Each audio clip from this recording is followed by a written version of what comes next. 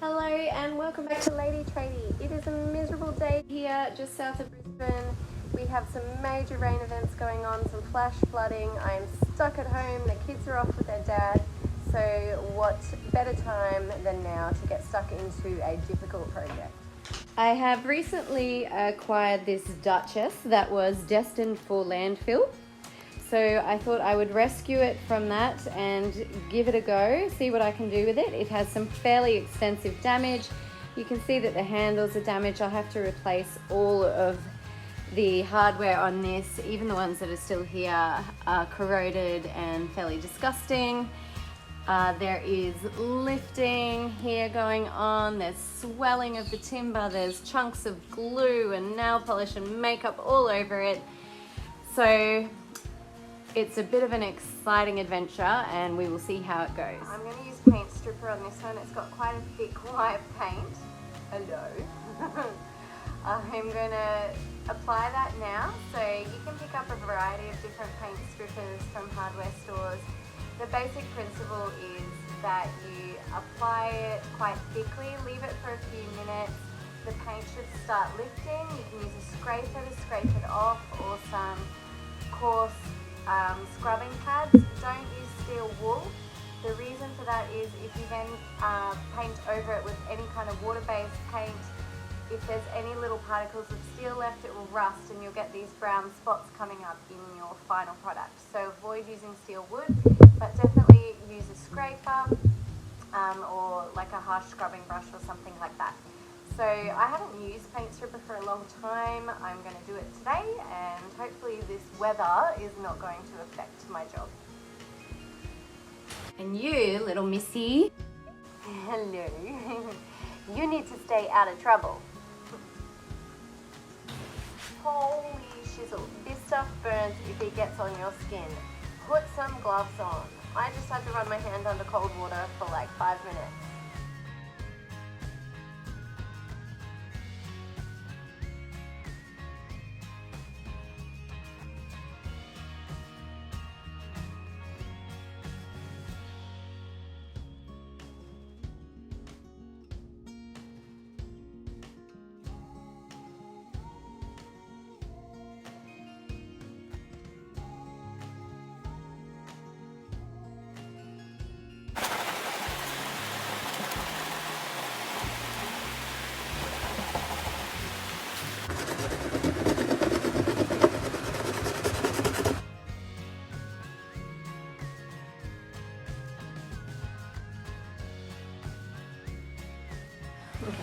Once you have stripped the majority of the paint off, it's a lot thinner, it will be a lot easier to sand. But before sanding, you need to wash the whole surface down with water to remove any excess paint stripper that might remain.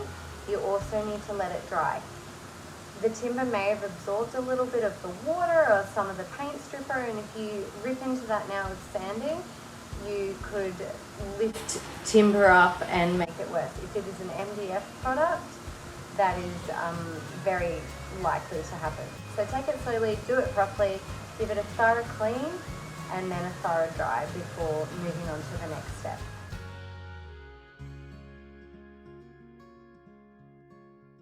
I'm going to remove all the old handles and things that I'm going to replace.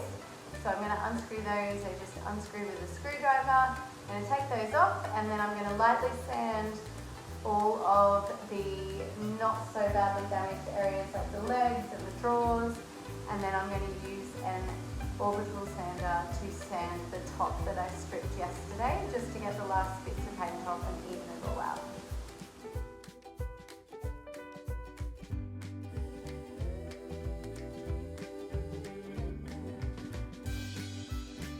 I am using this sander again, it's a Ryobi, most of my tools are Ryobi. I've got some 80 grit sandpaper pad on here. It has been used before, so it's probably a little less than that now. That's what I'm going to use. It's still bucketing down outside, so I'm in a closed environment in here. I don't know where my bag is to catch all the dust, so I'm going to test out this little makeshift number today and hope for the best. So here we go.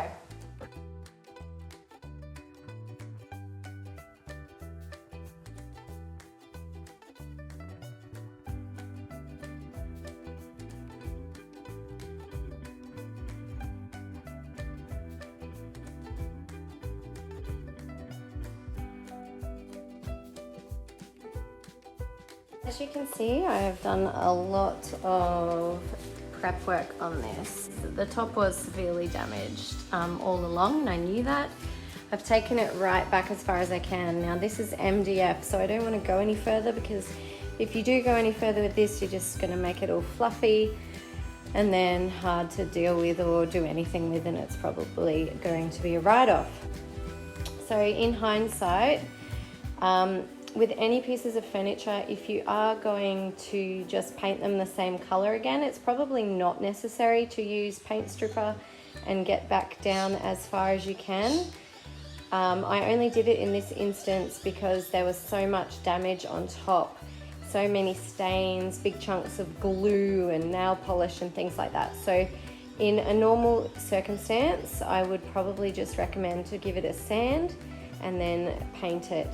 Now I'm going to use some filler on this as well, so I'm going to come along now and put some filler in some areas where gaps have formed underneath, or just to fill some damaged areas like this corner where it's cracked, on one of the drawers. It's just got a bit of a gap underneath that I guess has probably always been there. I may even use a little bit of filler on some of these really worn spots where the glue and stuff was, just so that when I paint it, there's a nice smooth finish on top.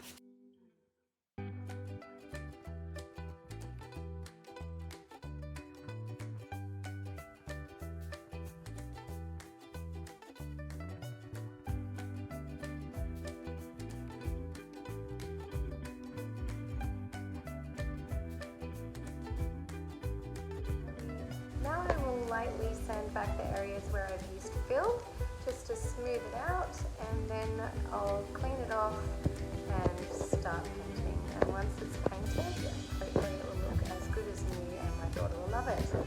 So I will probably do 2 coats of paint on this one, using the first coat as a coat of primer, the second coat to make it look beautiful and smooth and nice. Now, as always, to make it have that nice smooth finish, I recommend lightly sanding between coats of paint.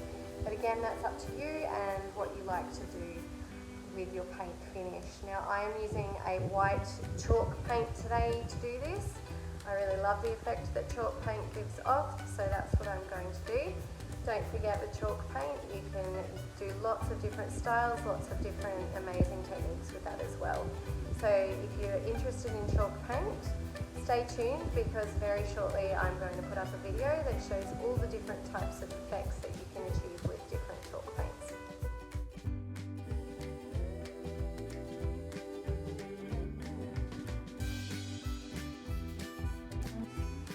I am now officially totally flooded in and isolated at home, and just in time, because it is time for the fun part. It is painting time.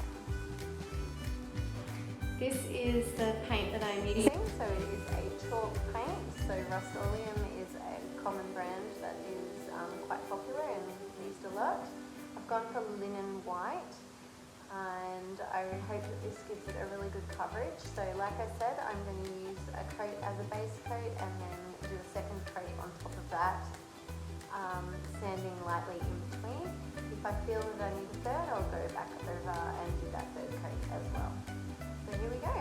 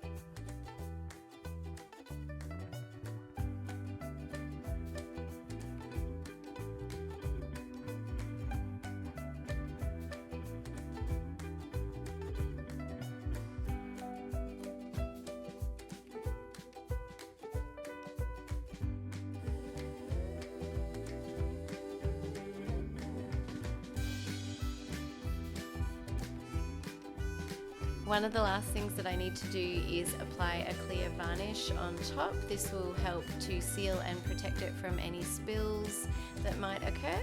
And then once that's done and dry, I can add the handles and the hardware back on, screw that up tight, and